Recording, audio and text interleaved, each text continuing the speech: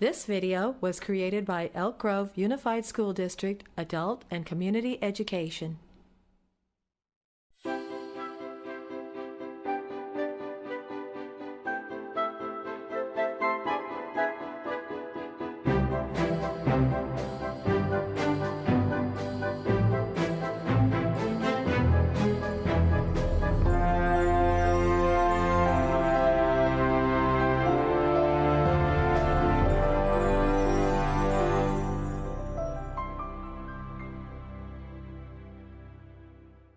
Parents are a child's first teacher. Did you know that children do better in school when their parents are involved in their education? That is why it is important for you to be active in your child's education. Your participation will make a huge difference.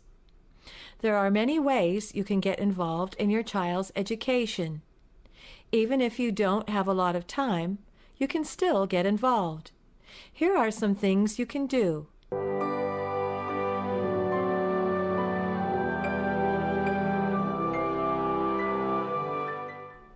Visit your child's school and introduce yourself to the teacher, the principal, vice principal, and the other staff. They want you to know that you are welcome at the school. They are there to help you and your child. Visit your child's classroom. And don't be afraid to ask questions, talk about concerns, or just drop by to say hi.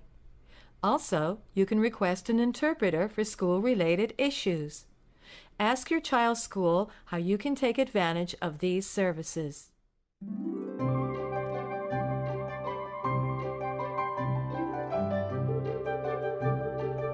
Many schools set times during the year to meet individually with parents. These are called parent-teacher conferences.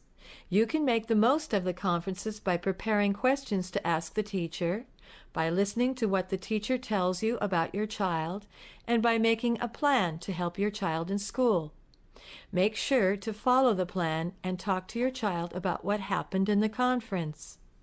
Most schools also offer other opportunities to meet your child's teacher. For example, you can find out about school rules and events during Back to School Night. At Back to School Night, your child's teacher will explain everything you need to know about the school and your child's class. You can also attend open houses where you can talk to your child's teacher and see what your child has been working on in class. Finally, you can get involved in making decisions about the school by participating in different parent meetings, such as the Parent-Teacher Association, PTA, or the Parent Club at your school. By participating in these meetings, you can be a part of making the school a safe place for your child, help with fundraising events, and become a leader in your school community. You can also get involved in many other ways through the School Site Council, School Improvement Program, and English Language Learners Advisory Committee. Just visit your child's school to learn how you can get involved.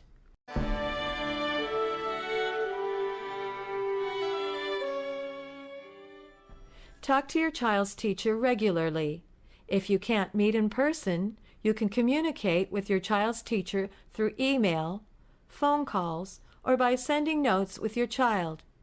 Contact the teacher if you have a question or a problem.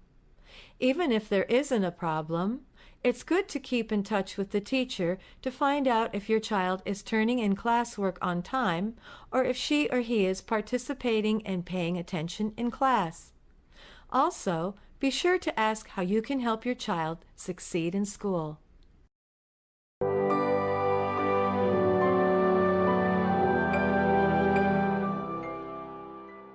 By volunteering at your child's school, you show your child how much you value the education he or she is getting. You can volunteer in many ways. You can help in the classroom, attend field trips, offer your skills in cooking, drawing, music, or even sports. You can volunteer in the library or computer lab. These are just a few ways you can get involved. Volunteering at school can be a rewarding experience for you and for your child. Contact your child's teacher to learn about volunteer opportunities.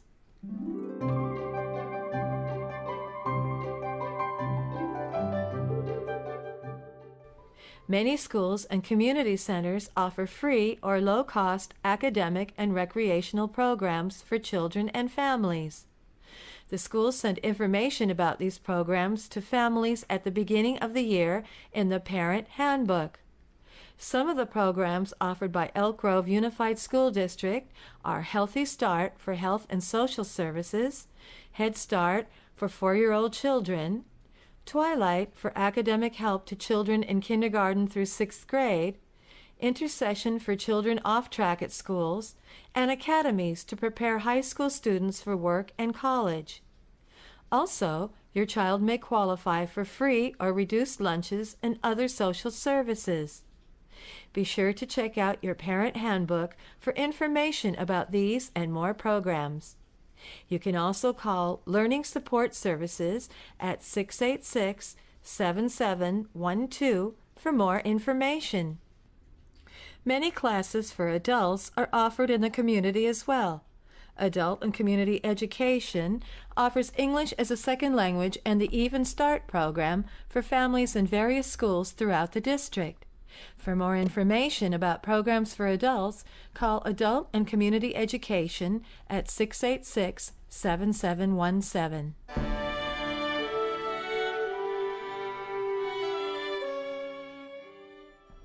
Create a positive environment for your child to learn and grow in. Find a quiet, neat space in your home for your child to study and do schoolwork. Pick a special place in your home to store school items, such as school notices, books, homework, pens, papers, and other things. Limit the amount of time your child spends watching television. Instead, talk to and spend time with your child and make sure she or he takes part regularly in physical activities. Try to take time every day to show your child that education is important to your family.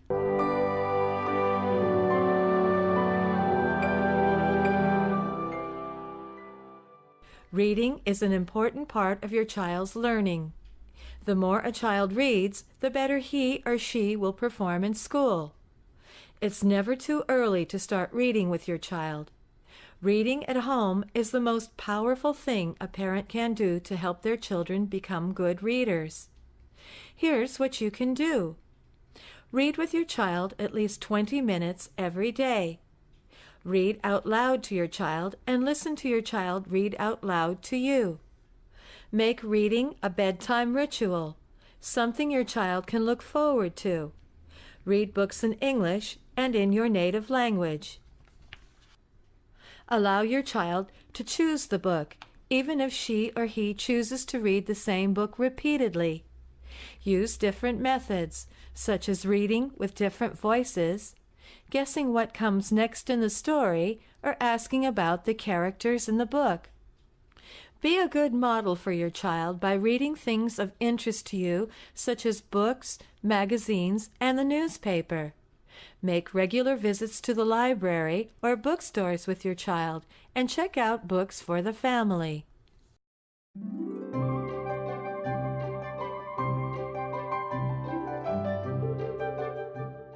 Set regular hours to work on homework with your child. Pick a time that's best for you and your child. Make sure your child has a good environment to work in. Make sure there is good lighting, a clear table, and no distractions. Turn off the television and radio. Have materials accessible such as paper, pencils, pens, calculators, and notebooks. Even if you are unable to help your child on the homework assignment, always check your child's work to make sure it is complete.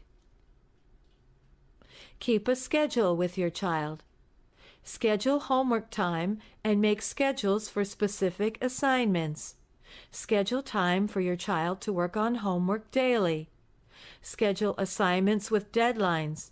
Help your child plan and avoid leaving assignments until the last minute. This will allow your child to do a better job.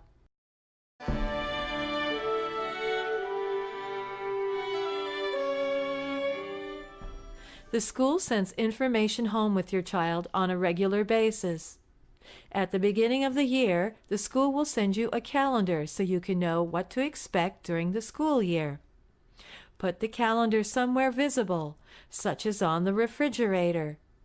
Check your child's backpack daily to see if the school has sent notes, school newsletters, or your child's report card or other information with your child. Read the information and share it with your child.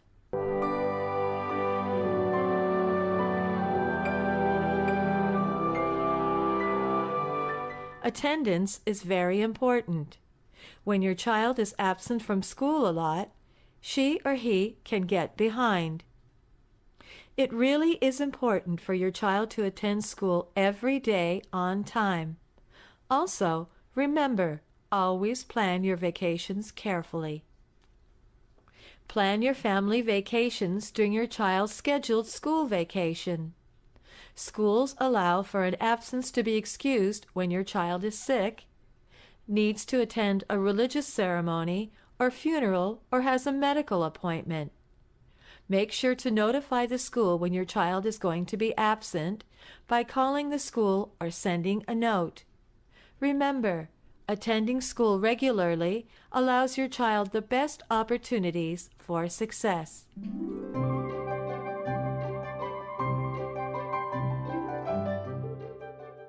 There is no better way to help your child learn and feel confident than to be actively involved in his or her personal development. This means talking to your child daily. Ask your child questions about his or her day. Talk to your child about school and life. Listen to his or her concerns. Provide advice and help your child problem solve. By listening and sharing, you strengthen your relationship with your child and can be a better advocate for his or her future.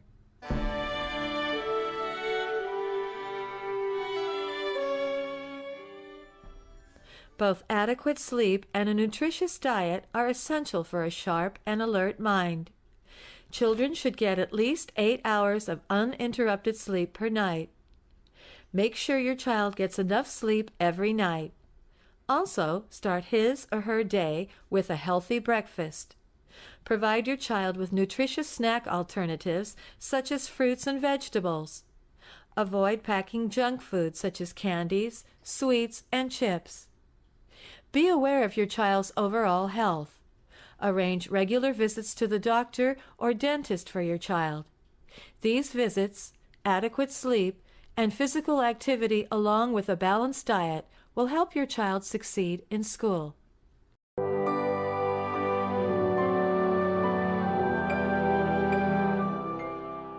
Children need lots of regular assurance. As they grow, you can encourage them in simple and more profound ways. You can encourage your child by recognizing his or her abilities and achievements. Use words such as "great job," "I'm proud of you," "awesome work," and "good thinking" whenever the opportunity arises. Display your child's work on the walls and the refrigerator. Provide consistent personal time doing activities with your child. These activities can be anything from cooking or shopping with your child to going to the park, library, or a local cultural event. By respecting and acknowledging your child, you teach him or her to respect others and become confident adults.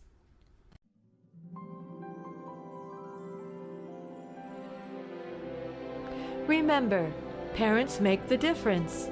By being active in your child's learning, you pave the way for a better future for your child.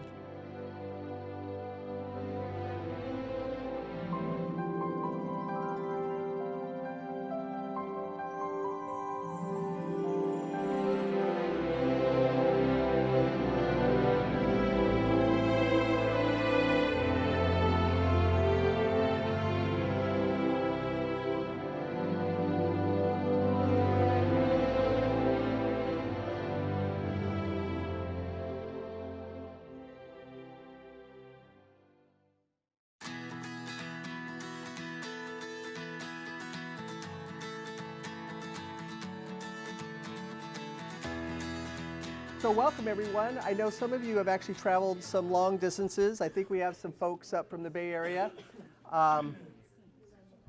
Glad we were able to partner with IKeepSafe.org to come up and really spend some time today talking about student data privacy. It's really been bubbling up. It's a very topical and important issue, especially now as technology is becoming more commonplace and actually critical to the work that we're doing in our school systems. We need to have a better understanding of what it means when kids are using some of the resources that we don't control or own inside the system. And so there's a lot of moving pieces, a lot of complexities. I know our presenters today are going to help us navigate those complexities and maybe walk away feeling a little more confidence in some of the laws and some of the things that we need to be aware of and be concerned of. So for those of you who don't know me, I'm Carl Foley. I'm the Senior Director of Technology here in San Juan District. So again, for those of you who've traveled distances, thank you. We heard about them when they were presenting down in the Southern California area. Wanted to visit with them down there. They were booked, reached out to them, and they said they'd be happy to do something in this region of California, so we're grateful to have them.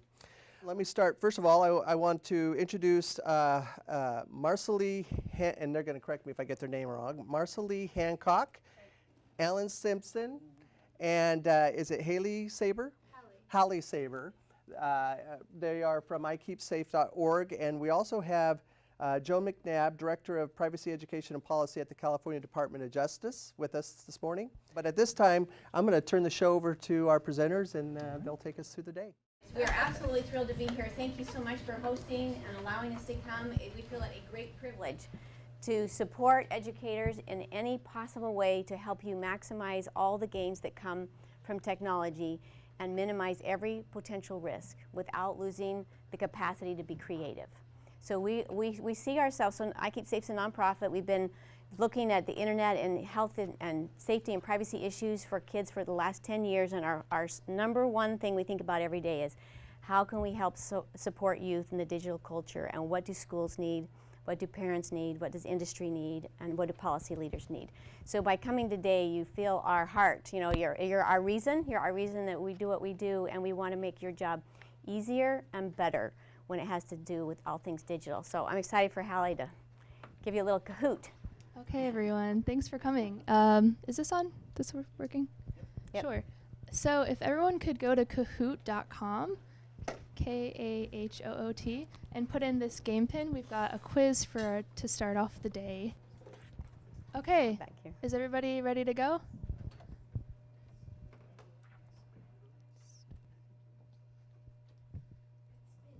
What % of parents expect college and K-12 classrooms to go digital by 2025? Does anybody know? So you will click the shape that corresponds to your answer.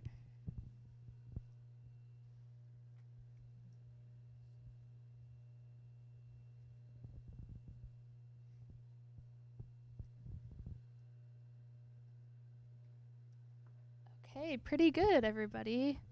So the answer is 88%. Maya. Congratulations. Can we grab that bag? So glad you're here, and it's this special ultimate design. I'm so excited. Thank you. So now that you know what you can win, you can really do well in this one. What % of parents are concerned about their child's school record being hacked or stolen?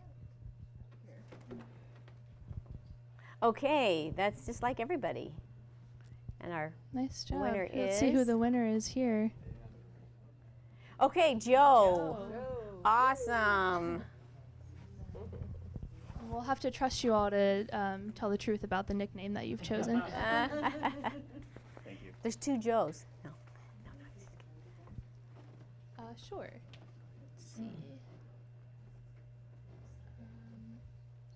You already know and trust. Painful. That was great. Everyone did well. But who was first? Yeah. Joe. Wow. Okay. Where's Katie? Katie needs a bag. What's going on? Joe can give it to Katie. Oh, Katie, all right. We're going to I'm not going to facilitate. There you go. You're on.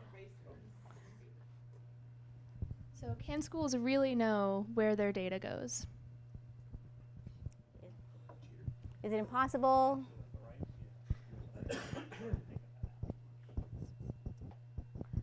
Okay. Yes, it is. It is possible, and that is what we're going to talk about today. Okay. All right. Now, actually, now we know who's good at games.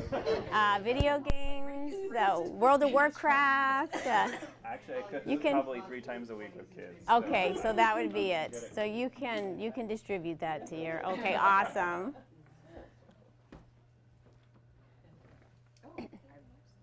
Okay, so that's our game. So our overview today is we're going to look at some of the tricky questions that are hard to get really good, honest, impartial, unbiased answers. We'll do an overview of the policies. We'll look at some programs that can support them, so you're not feeling totally by yourself. We'll look at systems and some things you can put in place with technology and also with human behavior. Then we're going to have lunch, Italian, with salads. So we'll have vegetarian and non-vegetarian, but we don't have gluten-free except the salads for the gluten-free folks. And then we're going to make sure you have plenty of time to ask questions, particularly from the Attorney General's office, which is really helpful when you are wondering just about perspectives. Knowing in advance that there's no way to do absolute yes and no questions when we're talking about policies. There's always a set of variables. And then we're going to spend some time on incident response so that you feel much better prepared to communicate with your parents, with your board members, with everybody in the school system about data privacy, and about what you're doing and the great work that you're doing, because it just helps everybody's blood pressure to go down, and everybody's glad to see all the kids go in and have them log in and plug in when they feel like the gatekeepers at school know what they're doing and there's a plan in place. So we'll spend some time on the incident response. And so it's about how do we thrive and how do we help prepare our youth to live and thrive in a digital culture. What does resiliency look like in the digital culture? What do healthy relationships look like? And where does privacy fit into the big picture? So I just want to spend a couple of minutes and share with you the evolution and sequence of online issues and anxiety over, go ahead, who's clicking? Okay, if you wouldn't mind. So I'm going to just start. This is my dad, a doctor. I grew up in the desert in the Arizona Southwest. Next slide. And in the desert, it's just a different environment than where it rains. And there's a lot of things you have to know to live and thrive. And my dad was always, if you get out of that car in the middle of the heat on a summer day, you have got to know how to live. You have to know how to absolutely survive. You've got to know about hydration, your body temperature. You keep low. You find the shade. You do not expose, you keep your shirt, your arms and legs covered. You cover your head. He gave us all these how to survive. But then he not only taught me how to survive and live in the desert, he also taught me how to, how to actually grow. And it's different, right? Learning to survive in the desert is different than learning to survive and then be productive. So it's different concepts, but you can't get rid of one. You can't quit forgetting how to survive in the desert, but it's a different experience, and you have to have different skills and competencies. So the digital world is a new environment, just like the desert. And just how every now and then, and it happened almost every year, someone, usually from the East Coast where it rains all the time, their car would overheat. This is in the old days with radiators that weren't all automated and computerized. A car would overheat, and this, usually it was young college-age kids. They would think, oh, we're just going to walk to the 7-Eleven or whatever and get water or whatever. They just thought they could walk across the desert. And sure enough, within a couple hours, if they're in flip-flops and a tank shirt, tank top, and total full sun exposure, there's no shade. There's no shade. And sure enough, really tragic things happen because they didn't understand the environment. So in the digital space, because it is an environment, we have to just see it through that lens. So if we're going to grow in the digital space, if we're going to grow, we have to know what are we dealing with. So when you're planting soil, when you're planting the ground, you have to think, okay, what do I actually have? What's my pH? Is there any organic matter? You have to think about exactly what's my current environment. And then once you get that field ready and you're ready to roll and you've got your little tender plant and you put that plant into that dry ground, you have only a little period of time before what? You've got to get water. You absolutely have to have water. And then we repeat this process of 2 steps, and we're going to do the same thing in the digital space. It takes both sun, it takes exposure. Kids have to be in the digital space to know how to thrive. But it also takes water, which in this analogy is going to be the protective measures that we continually have to manage. So there's not, you can't just water once and you're done, and you can't give them light one time and they're done. It's this continual process. And by following this concept over and over, you get the ground ready, then you bring in the water and the light. Consistently, you have fruitful fields in the desert, and you're thriving. So in the digital space, we have this high density environment. So throughout history, when you put a bunch of people and valuables in one place, what do you also get? Crime. I mean, from the beginning, before the Romans, Egyptians, before, whenever you have the high density populations, you're going to have crime, especially along the highways. So there is huge value in moving ideas and commerce and valuables from place to place. And that intersection of where people connect, that's also a very target-rich environment. So the same thing happens in our cyber superhighways and our cyber cities. So we just have to recognize wherever there's really great stuff, there's also people who are focused all the time on trying to exploit it. And in the digital space, it means we end up with, you want to just click on my next slide for me? I think you just have to put the cursor over. Okay, the first 3 things. So yeah, the very first 3 things that happen when you connect a superhighway and a cyber city is you're going to get cybercrime, exploitation, and radicalization. Like every time, within 1 second, because that's just what happens. It's a big, giant global network. And so we have to, just like we have to survive in the desert, we have to be able to respond to these 3. But these 3 are not the big picture. The big picture is, how do I grow? So for children, it's what do we do on this end to protect? But then how do we keep the sun coming up every single day so they are in the environment and they're growing and thriving? So next slide. Now we have our superhighway and our digital highway. We're going to put our child into that cyber city. And so what are the things we need to think about? So we've seen this over and over, and I've seen this in countries in Asia and in Europe and in Africa. It's going to follow a set pattern, because each time you connect either an individual or a population to the web, the same thing happens. They have to deal with what? You plug in and you have cybercrime, exploitation, radicalization. And actually, what was interesting, when I was in Bangkok a couple of, maybe 4 weeks ago, it was the gentleman from Kazakhstan who was so worried about radicalization. Uzbekistan. I was in Egypt last weekend, and they're worried about radicalization. So if this is these overarching, those are the 3. Okay, so the next slide. So this one, the first thing that happens, industry and investors spend a bunch of money and they connect you to the superhighway and cyber cities. As soon as they plug you in, then what happens? 1, 2, 3, cybercrime, exploitation, radicalization. And they go, oh, Attorney General, we got a problem here. We've got a big issue. We need some laws, because right here where we live, we need to be able to enforce. So it's not enough that there's a law in Europe. Right here where we are, we need a new law. Policy leaders engage. They create some laws, but now we have to engage law enforcement. For thousands of years, when you protect a highway, what do? Yeah, you can see it. Yeah, you can build a compound around it. It can be the Great Wall of China. You can put those little spears on top where you can look down and you shoot with your arrows. It's all about being bigger and stronger. But in the digital space, how do you see where the attack is? And how do you know who's attacking?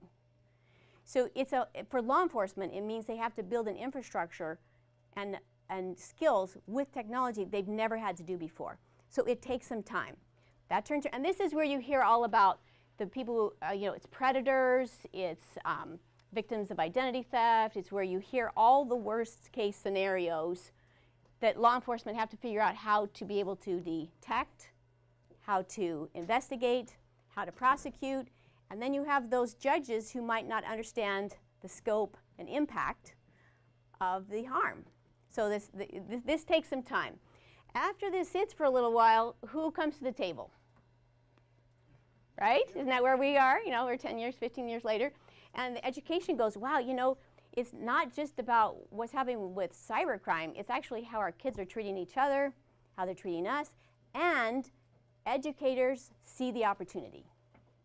So for the first time, we've got people who are not only looking at cybercrime and exploitation and radicalization, they're going, hey, we can help this non-reading child with this experience that's going to really help them understand how to read. So education steps in, and then, you know, let education sit for about 7 years, and then guess who's to the table last? So what are some of the public health issues that we're starting to hear now and see? And it's issues and opportunities. Like anxiety, mental health. Anxiety, mental health, exactly. So there are some helps and some great opportunities to find support. There's also some triggers that actually make things more challenging. So it's after the health engages after we follow this sequence. And I wanted you to see the sequence because it puts in perspective what every single community has to do that you're doing right now, which is looking at what are we dealing with, and industry is often the first to tell us there's issues.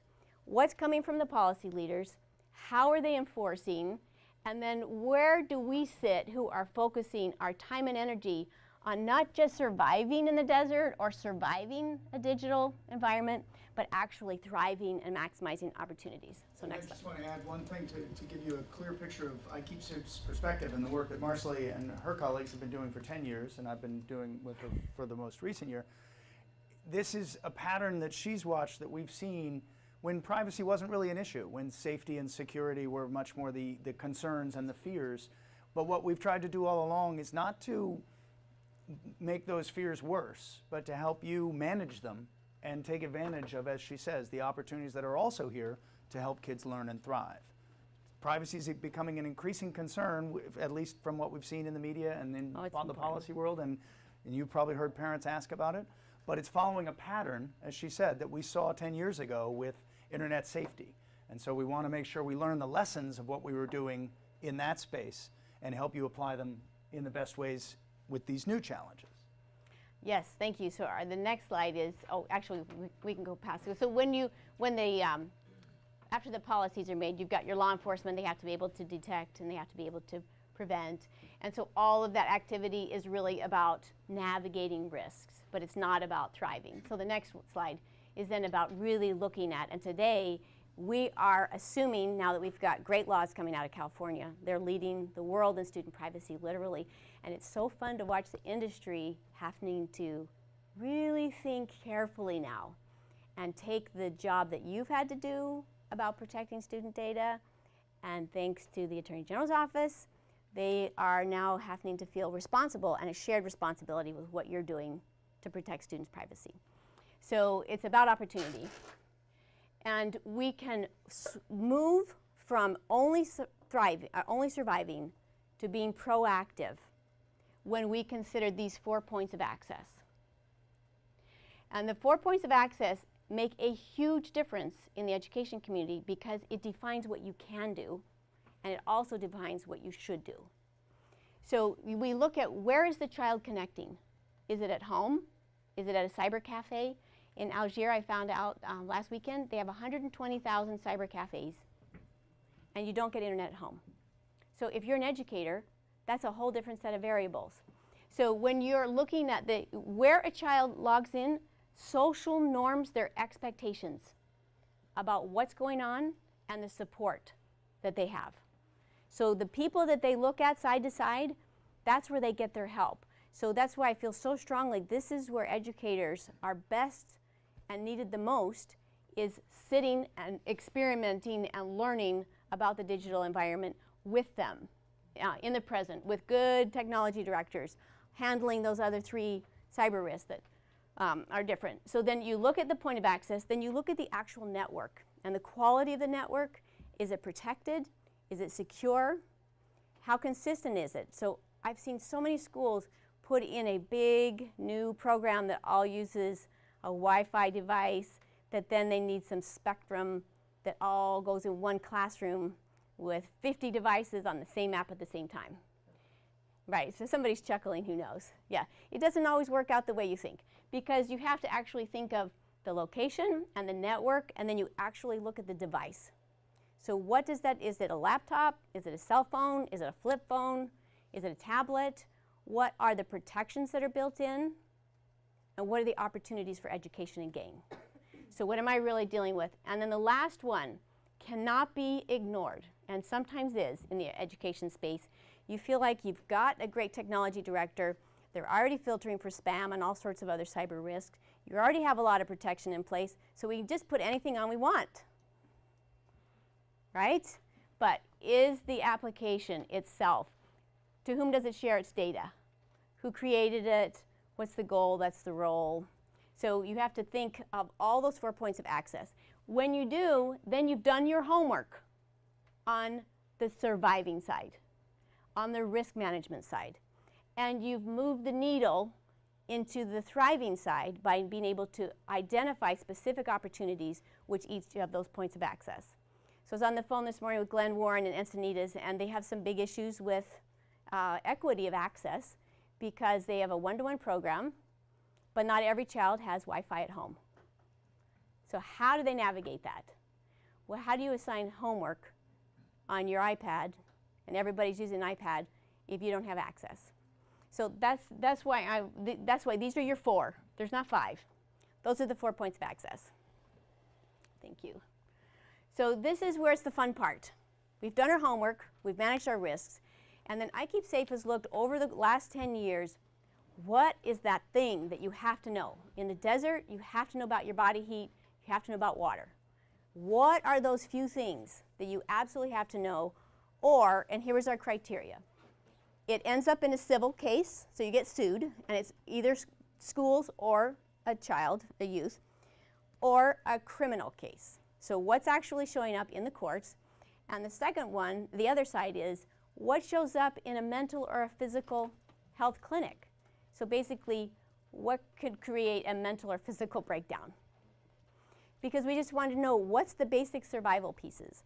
And when we gathered up research that cybersecurity experts were doing, what digital literacy experts were doing, what health experts were doing, and we listed it all out, and we could put all of our various diseases or risks, we could address them with 6 core critical competencies.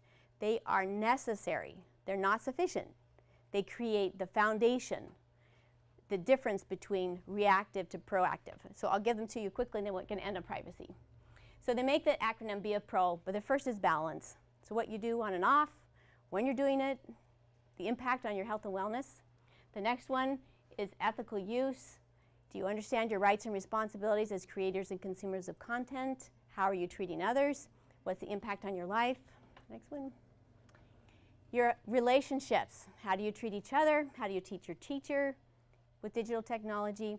What's different about technology versus offline? Is there anything? You know, there's a couple of things to know about that one. And then the next slide, I'll tell you later in the day. And then reputation. So unlike my day when I did stupid stuff, my kids will never know. They do not know. My kids literally think I was born a mother. They cannot, first of all, I can't imagine me being a teenager ever, because I'm so mom, and they'll never know, because we just had landlines, right? And they had cords. We couldn't even imagine getting in a car and driving around with our phone, because you'd have to take the cord that we used to try to get as far as we could into the closet so we could talk privately, right? Okay, so reputation, everything is, and then that brings us to privacy and security.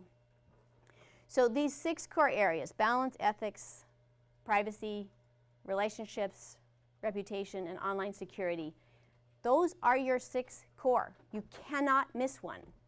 You can't. And we see when people are creating curriculum, or they've got, you know, things that they're recommending, it's almost never that all 6 are represented. So if when you're thinking about putting a child on a device in any of those 4 points of access, you're also thinking about, how do I model good skills and competencies for this child to follow, because I am social norming for them their expectations about balance, ethics, privacy. I say balance, and it's like, can you see my guilt? It's so hard to balance. It's so hard to balance technology. Okay, so the last little piece about privacy. If we were to open our laptops and turn them around and just hit any piece of software, particularly if it's a like a search, any search engine, your digital internet experience is different, because the entire engine of the internet is built by industries finding exactly what you want on a whole host of topics. So what you do, if you play games, what games? If you Pinterest, what do you pin? If you purchase, where are you purchasing it? What are you purchasing it? When you write, when you send emails, what you write to your friends emailing, what you put on Facebook and Twitter and Instagram, Snapchat, all of it is gathered up by companies who the entire evolution of the web has been because we want to give you just what you want, right when you want it, which can be a very good thing for adult consumers who want healthy things. But let's say it's a 13-year-old who is struggling with eating disorders. So she's searching and looking for various topics. Maybe she's writing a school paper about eating disorders. Maybe she's, the more she searches or the more she reaches out, her internet experience and the ads that come to her are going to be different. And they're going to show up in a million places. My daughter got married last year, and I keep finding the cutest dresses I would have bought if I had seen them, because they keep coming to me on all these platforms. And it's not just when I'm on Amazon, although it's like fatal now. I even hate to go on Amazon. Oh, that was so cute. I click. And I never did that before. But the more targeted the ads are, the more the potential impact when you have fragile youth who maybe they have drug addictions or drinking problems, or, there's just a million hosts of ideas or things that are different. And if that is exposed to the web and tied to that child, it's going to follow them and follow them and follow them, because their web experience will actually be different. And so that's why it's so important for us to recognize that we have a role to protect a child's childhood, so they can search and create and experiment and share in a way that some things are kept completely private, and some things that they choose and you choose with them can be open to the whole world. But it should be thoughtfully done. And for us right now, one of the hardest things is just having that confidence that you actually can know where your student's data goes. You can know. I thought maybe it wasn't possible, but now that I have seen assessments and walked through those questions, that every attorney who's checking off boxes, you actually can know. A little bit of homework, and we can feel confident with educators that we can keep track of students and their needs, but the global web is not going to track the needs of your students and change their web experience because of it. So that plays out in so many areas. Okay, I think that's our last slide. And so I put repeat up here because in the digital space, what we do once can be repeated and repeated and repeated and repeated. So that's one thing we have to think about. But also, we repeat our sunlight, which is that exposure and practice over and over. We get kids on technology. We social norm because we're with them. And then we also do the water. And what was our water? Protection. It's the risk management. It takes both. You can't do it once. You can't have a workshop once. You can't have an assembly once. Or you can't have one teacher in one class being the ones talking about how to thrive in the digital space. It's a culture of skills and competencies that we're going to learn. We didn't have to know it because when we grew up, it wasn't an issue. But you're here now, and we'll all figure it out because we care about the kids. And they need us to do it. Learning to be ethical and responsible and resilient for our youth will never happen by accident. And they're not going to learn it from the industry partners who drive the web. Right? They have to get it from us. So that's why I Keep Safe, that's why we're grateful for the Attorney General, that's why we're a nonprofit, is so we can help grease that experience on the track. So we've got good data opportunities and good data practices coming from schools and good opportunities coming from industry. And we don't want to shut down opportunities for education, and we don't want to diminish innovation from the educators. We really want that nice, good communication of clarity. This is what I want for my students' data, and you have the opportunity to create it because I clearly communicate with you our needs. Okay, I think we turn it over to Joan. I want to just Oh, yeah, pick up that's on a right. few things first, and then we'll dig in on California. These are just some notes from surveys we've seen recently. That place back here. If you're in this room, you've probably heard of FERPA. You've heard of COPPA. How many of you have heard of InBloom? InBloom, I-N-B-L-O-O-M. That's good. These are all some of the reasons why there are growing concerns, some expressed by parents, some in the media, some from policymakers. But some others, InBloom is another big one, at least in the education space, but so is Edward Snowden, and so is the NSA. I mean, there's so much, as Marcely was describing, there's so much going on with data right now that there are a lot of parents and users who are increasingly aware that all this technology that we use involves using a lot of our data. So what we've seen in the last 2 years, 2014, 110 different student data privacy bills around the country. This year, not even done yet, but only 4 states haven't considered new student data privacy bills this year. They're also building on what already exists. COPPA, the Children's Online Privacy Protection Act, is what now, 1998. The rules were just updated a few years ago. The basic principle behind COPPA is fairly simple. You shouldn't collect data from a kid under the age of 13 without their parents' permission. But how that gets played out in a world of apps and online technology, I mean, one of the ways that I explain COPPA to people is that people who've never worked in this space, educationally or otherwise, and they've never heard of COPPA, I ask them, like, have you ever noticed that Facebook, when you try to create a Facebook profile, it asks you how old you are? Or when you try to create a Gmail account? That's because of COPPA. Now, that's not what the law was designed to do, but that's the way that industry basically responded. If we can't collect kids' data under 13 without parents' permission, and getting verified parental permission is complicated, we'll just say, as our part of our terms of service, kids under the age of 13 can't be on Facebook, Twitter, et cetera. A lot of those companies are now starting to evolve new strategies that they will be able to get more verified parental permission because they do want to help 10, 11, 12-year-old kids. They also know that a lot of those 10, 11, 12-year-old kids are on Facebook and Gmail and Twitter, so they want to be able to address what they're doing there. FERPA is even older. When I explain FERPA to people, who don't work in this space and aren't educators and haven't had to pay attention to it, it's like, do you remember back when you applied to college and you had to get a note to your registrar at the school so that they could send your transcripts to the colleges where you were applying? Oh yeah, vaguely I remember that. Well, that was FERPA. A long time ago, when your educational record was a written record kept in a file cabinet. Obviously, that's much more complicated, and all of the great tools that many of you are using in classrooms, software that's district-wide or platforms that you're using in your own classroom, those expand the amount of educational record that a student has and make it more challenging for you to ensure that you and your school and your district are complying with FERPA. We're going to talk more about some of the tools that we've got to help. The only other thing I want to raise, I mentioned InBloom, because I want to go back to a point that Marcely made about the opportunity we're in right now. InBloom was a nonprofit funded primarily by the Gates Foundation with about $100 million in funding. They launched 2.5 years ago.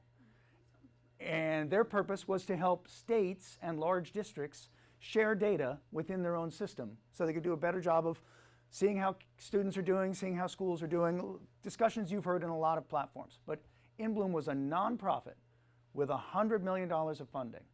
And InBloom is gone today. Call it bankrupt, call it disappeared, call it whatever. But one of the points I make to people in this environment is that InBloom wasn't really, on the surface, it was attacked because of privacy. I would argue that in reality it was attacked for other reasons. Some people don't like standardized testing, some people don't like Common Core, some people don't like the Gates Foundation.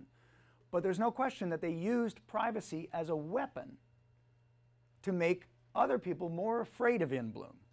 And there were several states that had signed contracts with InBloom. Several large districts, including New York City, had signed contracts and partnerships with InBloom. And they all got frightened by the amount of parent concern they were hearing, and they all backed out. So The reason I raise InBloom as an issue is that I live in San Francisco, Marcelly's in San Jose, we talk with a lot of companies in Silicon Valley every day. 5 years ago, it was very hard to get them to pay attention to COPPA or any other privacy issues. It's still hard today with the new California laws and the other states that are passing laws to get a lot of technology folks to pay attention to legislation because it's not the place they want to play in. But $100 million going down the tubes makes companies start to pay attention. So that there are more companies becoming aware, as Marcely pointed out, through the new state legislation, through the growing attention in Washington to whether FERPA needs to be updated, to what California has already done that we're going to dig into next, and what other states are starting to follow. I think part of the point today is that those laws are important and not enough. But what they do is they create a big opportunity to get more of the companies that you're working with, the platforms, the programs, the apps, to pay more attention to student privacy and to help you address these issues. Because I think in the end, the most important role that you play as educators is not only bringing technology into the classrooms in smart ways, but reassuring parents and building parent confidence about what you're doing and why it matters and what you're doing to protect student data. But you can't do that without the companies helping. So I think the environment we're in now that's important, and I don't want this to sound like too much of an obligation for you, but thanks to InBloom, thanks to discussions about FERPA and COPPA, thanks to SOPIPA and other laws in California, we've got a lot more companies paying attention to the fact that they have a greater obligation here and that they have a greater obligation to you. So I think what we want to work on here, in part, is how we help you work with those companies to build the better privacy protections that help you reassure parents, that help them reassure parents, so that we can continue to bring the tools that help kids and schools thrive.